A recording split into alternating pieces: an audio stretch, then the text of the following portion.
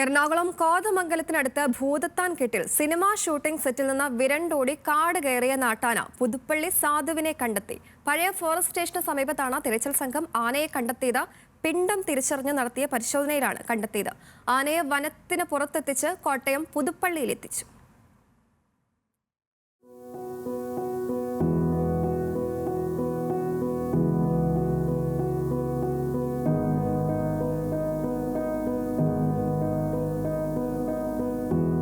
ആനകൾക്കിടയിലെ cinema താരമാണ് പുതുപ്പള്ളി സാധു.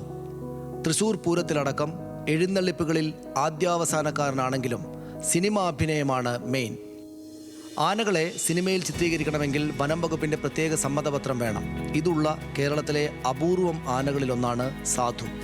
ധാരാളം തമിഴ് തെലുങ്ക് സിനിമകളിൽ അഭിനയിച്ചിട്ടുണ്ട്. പേരുപോലെ സാധുവെന്നാണ് 52കാരനായ പുതുപ്പള്ളി സാധുവിനെ എല്ലാവരും വിശേഷിപ്പിക്കാറ്. ശാന്തൻ, സാത്വികൻ.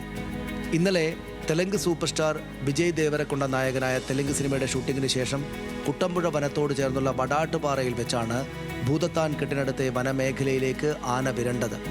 ഷൂട്ടിങ്ങിനായി 5 ആനകളെ എത്തിച്ചിരുന്നു.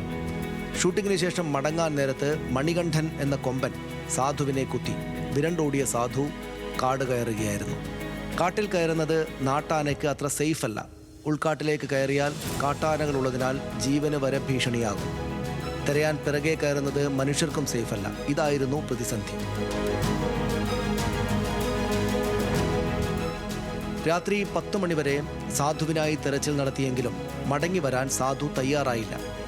രാവിലെ 6:30യോടെ വനം വകുപ്പ് ഉദ്യോഗസ്ഥരുടെ നേതൃത്വത്തിലുള്ള സംഘം വീണ്ടും കാട് കയറി.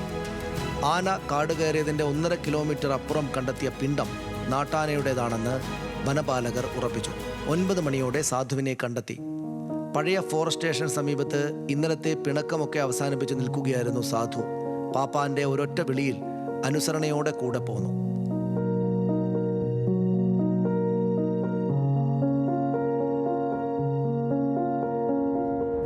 രണ്ട് ദിവസത്തെ ഷൂട്ടിങ്ങിനായി അനുമതി വാങ്ങിയാണ് ആനയെ അയച്ചത് എന്ന് സാധുവിന്റെ ഉടമ പാപ്പാല പറമ്പ് വർഗീസ് പറഞ്ഞു.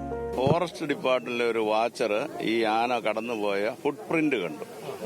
അത് വെച്ചിട്ട് സെർച്ച് ചെയ്താണ് ആനയെ കണ്ടുകിട്ടിയത്. വേറെ കുഴപ്പങ്ങളൊന്നും ആനയ്ക്കില്ല. വേറെ ആന ഇതിന്റെ പുറകെ വന്ന് കുത്തിയോണ്ടാണ്. കുത്തിയിട്ട് ഒരു കുത്തുകൊണ്ടും നിന്നില്ല, പുറകെ നടന്നു കുത്തുകാരൻ. അതുകൊണ്ടാണ് അത് ഓടിപ്പോയത്. പാപ്പാൻ നൽകിയ ഏത്തക്കുല അകത്താക്കി കാടിന് പുറത്തേക്ക്.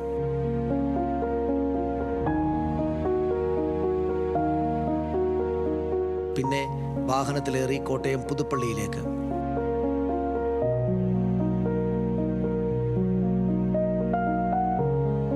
1998 അസമിൽ നിന്നാണ് സാധുവിനെ വർഗീസ് സ്വന്തമാക്കുന്നത്. അന്നും സാധുവെന്ന് തന്നെയായിരുന്നു പേര്. അസമിലെ വനമേഖലയിലായിരുന്നു ബാല്യം. ആന മനസ്സിൽ ഇപ്പോഴും ആ കാടുണ്ടാകും. സഞ്ചരിക്കുകയാണ് സാഹസി സങ്കൽപ്പത്തിൽ, വൻചെവികളാം പുള്ളി സ്വാതന്ത്ര്യ പത്രം വീശി,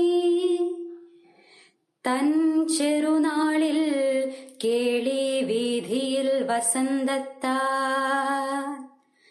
സഞ്ചിത വിഭവമാ സഹ്യസാനുദേശത്തിൽ.